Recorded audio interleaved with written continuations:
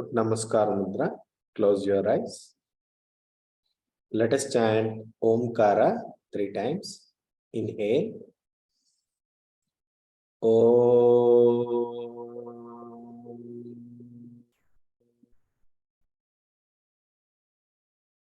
Inhale. Om.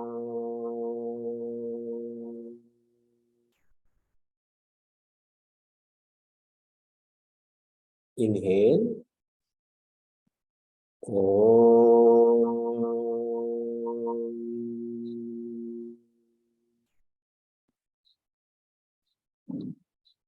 Guru Brahma, Guru Vishnu, Guru Devo Maheshwaraha, Guru Sakshat Parabrahma, Tasmai Shri Gurave Namaha. Sadashiva Samarambha Shankaracharya Madhyama Asmadacharya Paryanta Vande Guru Parampara. Om Namo Bhagavate Vasudevaya. Om Namah Shivaya. Harihi Om. Shri Gurubhyo Namaha. Harihi Om. My pranams to all Atma Jyotis, divine light of the self. I welcome all of you to this week's Bhagavad Gita, Shankara Bhashyam. Let me share my screen.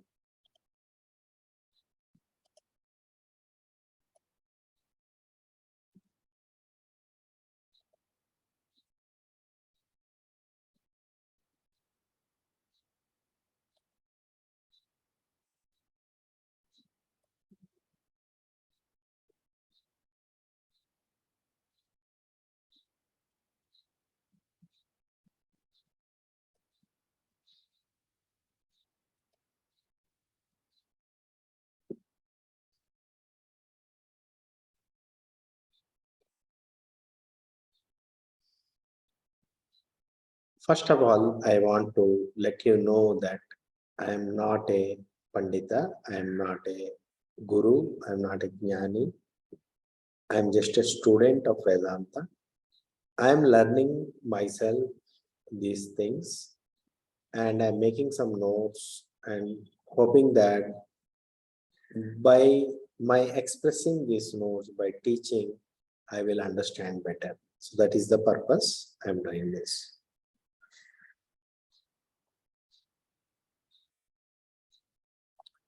So, so we are studying Sambandha Bhashyam. So, Sambandha Bhashyam. So, in that third paragraph, I will read in Sanskrit and then I will give the English explanation. Tat idam Gita Shastram Samasta Vedardha Sara Sangraha Bhutam Durvigneyartham Tadardhavishkaranaya Anaikaihi Vivruta Pada Padartha Vakyartha Nyayam Api Atyanta Viruddhanekardhatvena Laukikaihi Gruhyamanam Upalabhya Aham Vivekataha Ardha Nirdharanardham Sankshepataha Vivaranam Karishyami. So let us see what it is. Is Gita a Pramana Shastra? Pramana means it has to have some certain qualifications. It has to be based on Vedas and it has to be Apaurushaya.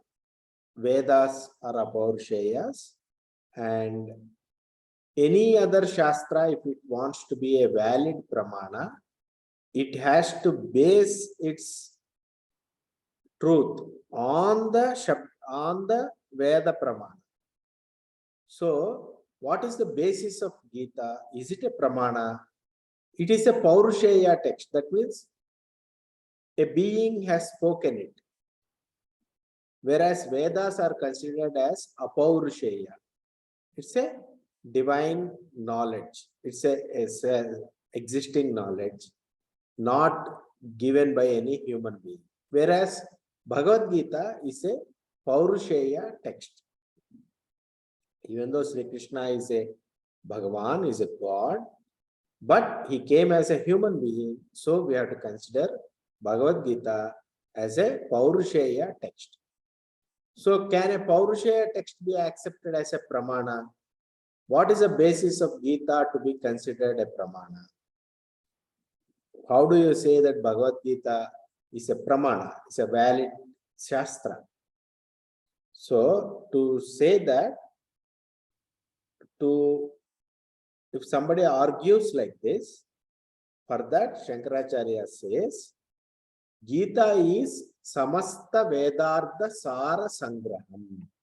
That means Bhagavad Gita is the essence of all Vedas. Samasta Vedartha Sara Sangraham. Gita is rooted in Vedic essence. Therefore, Gita is a valid Pramana. Samasta Vedartha Sara Sangraham. Essence of all Vedas is Bhagavad Gita. Therefore, Bhagavad Gita is a valid Pramana. Can Gita be understood easily?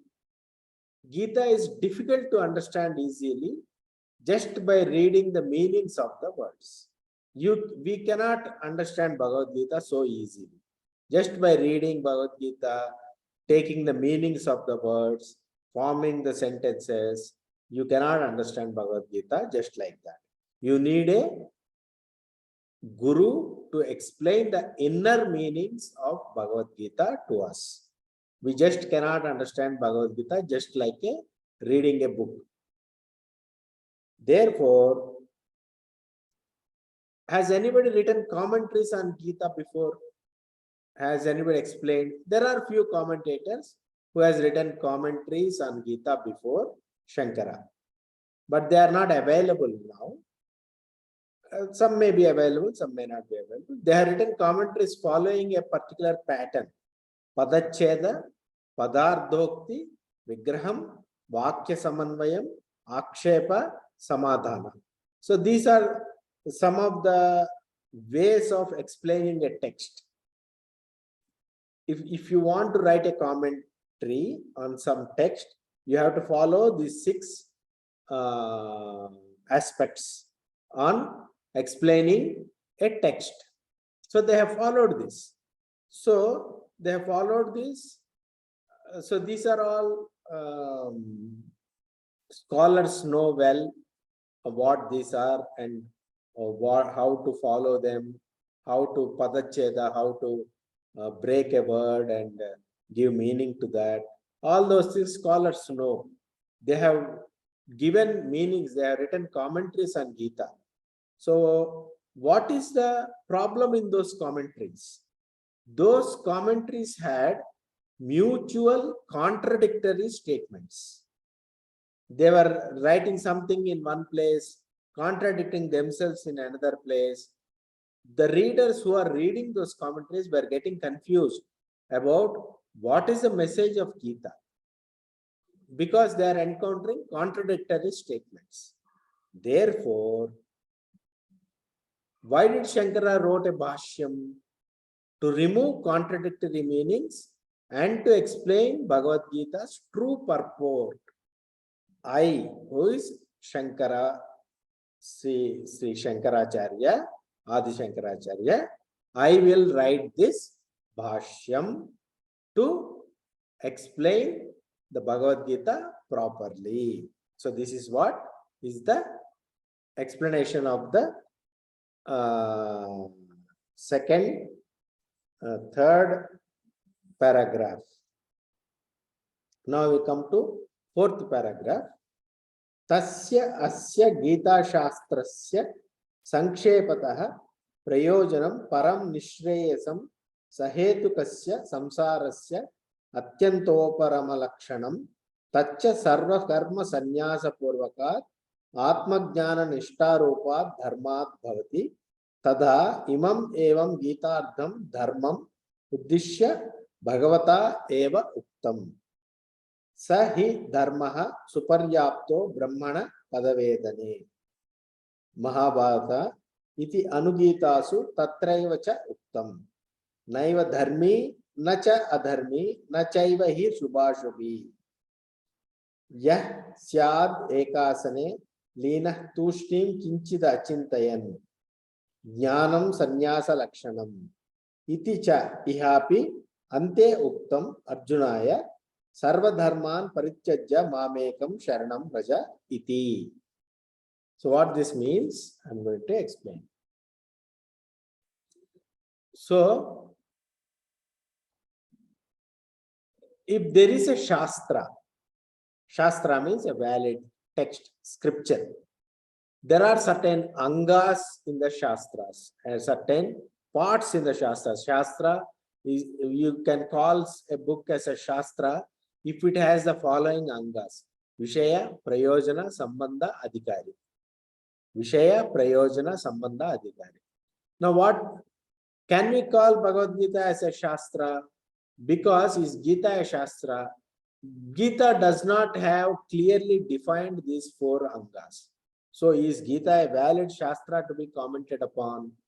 Yes, Gita is worth commented upon as its Prayojana is Parama Nissreyas.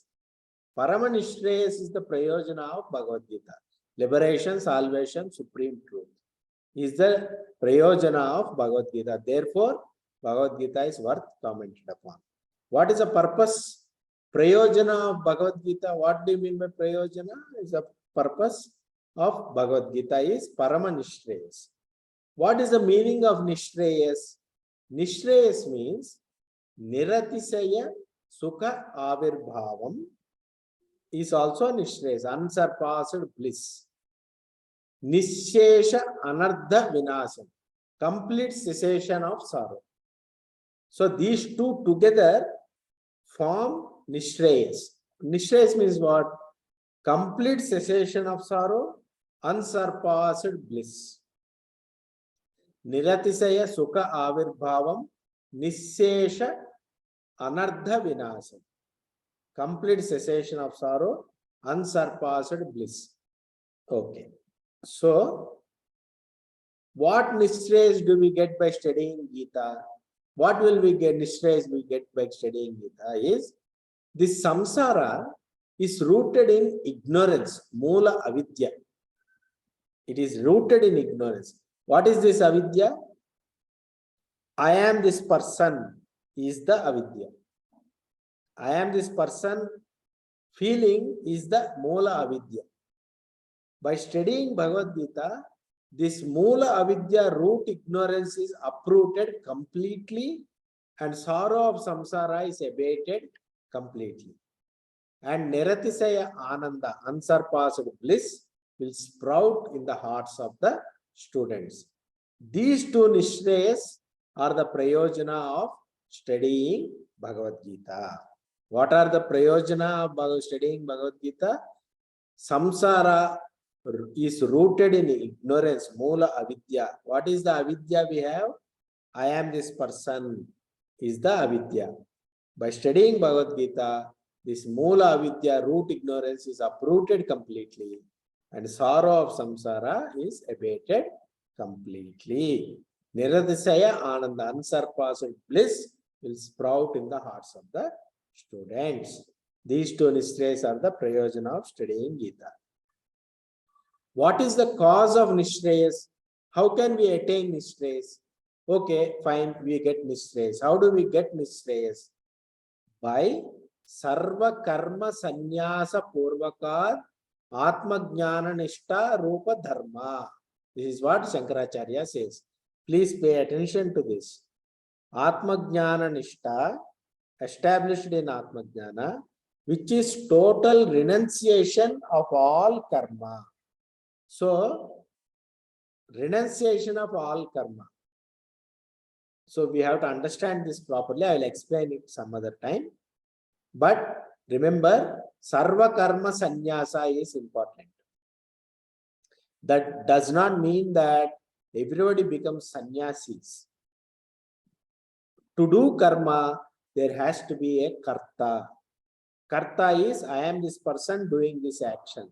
If you don't have that feeling that I am the doer, then no matter how many actions you do, you are a sannyasi only. Please remember that. Therefore, sarva karma sannyasa, one thing is wearing ochre robes, kashaya, going to Himalayas, that is one way. Another way of sannyasa is staying even in the world, wherever you are, whichever stage you are, not having the feeling that I am the doer. Also, not doing any desire-oriented actions, selfish desire-oriented actions. If you follow these two, you are a sannyasi, whichever place you are, whatever stage you are in. Therefore, Shankaracharya does not say, is not talking about a sannyasi who has taken sannyasa in that sense.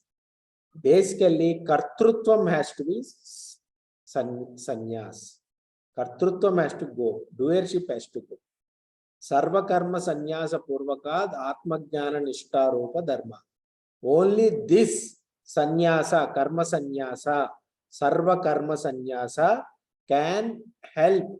And after sarva karma sannyasa, with that sarva karma sannyasa, atmajnana nishta has to be there. With total renunciation of all karma, atmajnana nishta leads to Nissreyas. So, can Nissreyas be attained by karma? Karma means here you have to understand Vaidika karma. Vaidika karma means Vedic rituals, yajnas, yagas, kratus and all. These karma, they have specific purpose. By doing this yajna, you will go to heaven. By doing this yajna, you will attain kingdom. By doing this yajna, you will attain children. Like that, Vedic karma, Vaidika karma is very specific. You do something with a phala in your mind and you attain that phala. That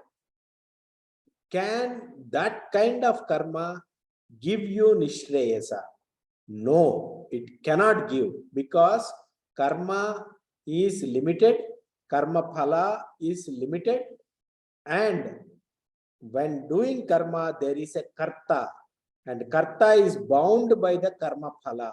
When you are bound, there cannot be liberation, there cannot be salvation. Therefore, Nissreyas cannot be attained by karma or jnana karma samuchaya. You have to remember this word, jnana karma samuchaya, meaning you also do jnana, you also do karma. It is not possible. Jnana means dropping kartrutva, dropping doership. Karma means having doership. Both of these cannot sail together. Jnana karma samuchaya cannot be practiced together. This is the stated position of Advaita and Shankaracharya. What is the way to Nissreyas? You have to do sarva karma sannyasa, which will be followed by Shravana Manana Nididhyasa, which will lead to Jnana Nishta. And what about karma? If you do karma, it leads to Chitta Shuddhi. Chitta Shuddhi means mental purity, which will lead to Vividisha, which will lead to Vairagya, which will lead to Shravana Manana Nididhyasa, and it will lead to Jnana Nishta. And Jnana Nishta alone can help in Nissreyas. Therefore, karma is Advaita does not deny karma. It says that it is a prerequisite. I mean, it's a before this thing, before it is essential for attaining chitta shuddhi. And once you attain chitta shuddhi by doing nishkama karma, you will attain vairagya, and after vairagya, you will take up sarva karma sanyasa and shravana manana nididyasa, jnana nishta, and then Nissreyasa. Therefore, karma is a parampara karanam. In the causal chain, it is here. Karma enables chitta shuddhi.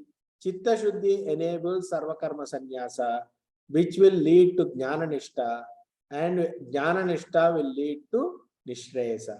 Nissreyasa can happen only by jnana nishta, not by karma. Karma cannot generate Nissreyasa. This we have to understand. Gita teaches karma. There can be an objection. Yajna dana tapah karma na tyajyam karyameva tat. In Bhagavad Gita, in one of the places, it is mentioned like this. Yajna dana tapah karma na tyajyam. Yajna dana tapah. These karma should never be stopped. One should never stop doing karma of yajna, dana, tapa. One should continue doing them as instructed in Gita. Therefore, one can argue that karma should never be stopped, and one should practice karma samuchita jnana for Nissreyas. And Gita does not talk about sarva karma sanyasa jnana nishta. This is incorrect argument. One should never argue like this. Why? Shankaracharya is going to give examples of why karma sannyasa is advised. That is what he has given. Where was sannyasa talked about for Nissreyas? In Anugitas. Anugitas is a text which is after Bhagavad Gita is over, after Mahabharata is over, Mahabharata war is over, when Dharmaraya became king and all. After some time, after a few days are over, Arjuna asks Krishna again to explain the same thing. He says, I have not, in the battlefield, it was whatever you said, I could not grasp it fully. So please tell it again. Then Krishna explains in Anugitas, clearly mentions that Sarva Karma Sanyasa Jnana Nishta is the means for Nissreyas. So what are all Krishna has told in Anugita? In Anugita, to attain Brahmanhood Nissreyas, total renunciation, Sarva Karma Sanyasa Purvaka, Jnana Nishta alone is capable. There are no other paths. This is what in Anugita Sri Krishna has told. Also in Anugita, one more quotation Shankaracharya gives. The one in Samadhi who is devoid of external sensory movement and internal mental movement and established in Brahman consciousness, he is neither dharmi nor adharmi. He is without Shubha and Ashubha. That is, he is beyond all dharma. The Sarva Karma Sannyasi who is in Samadhi, he is in Nissreyas. Also, third quotation he has given is, Jnana means Sarva Karma Sannyasa. So all these quotations from Anugita, Shankaracharya quotes and says, Sarva Karma Sannyasa leads to Nissreyas. Where does Gita talk, and whatever, that is Anugita. What does Gita stand on Sannyasa for Nissreyas? In the end of Gita, chapter 18, 66 sloka, Sri Krishna says to Arjuna, Sarva Dharman Parityajya Mamekam Sharanam Vraja. Sri Krishna says this, meaning leave off all dharma and surrender to Lord. So this is what Bhagavad Gita also says, Sarva Dharman Parityajya, leave off all dharma, all your karma, dharma, all you leave and take surrender to Lord. So these are the quotations that Sri Shankara quotes in support of sarva karma sanyasa, and in denial of karma jnana karma samuchaya. So this is what we have to understand.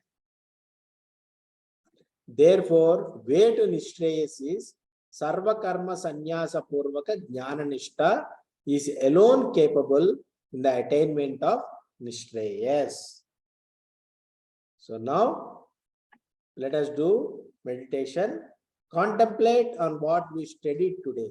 Close your eyes, sit silently, and do manana of what we have studied today.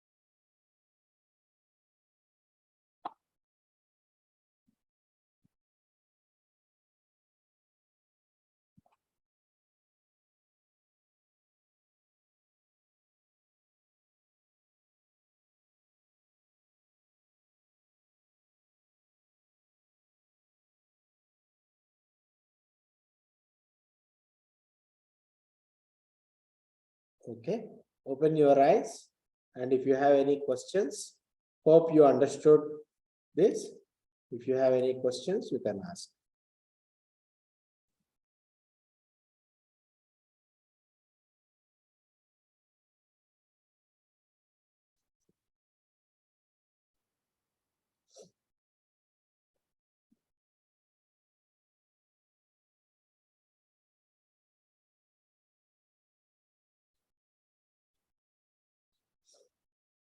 Is it clear?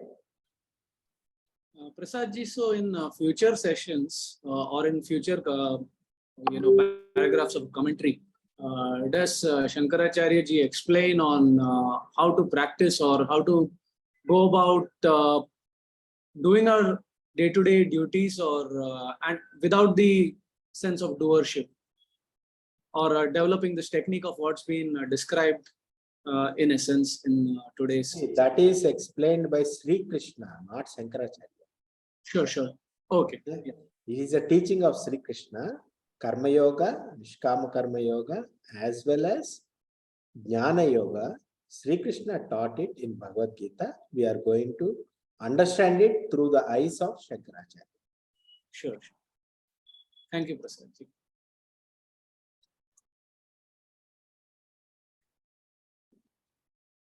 Okay, so let us close the session. Put Namaskar Mudra, close your eyes. Repeat after me. Asato ma satgamaya, tamaso ma jyotirgamaya, mrutyorma amrutam gamaya. Om Shanti Shanti Shanti. Harihi Om. Shri Gurubhyo Namaha. Harihi Om. Keep your hands in blessing posture. Bless the world, bless the universe. Repeat after me. Loka Samastah Sukhino Bhavantu.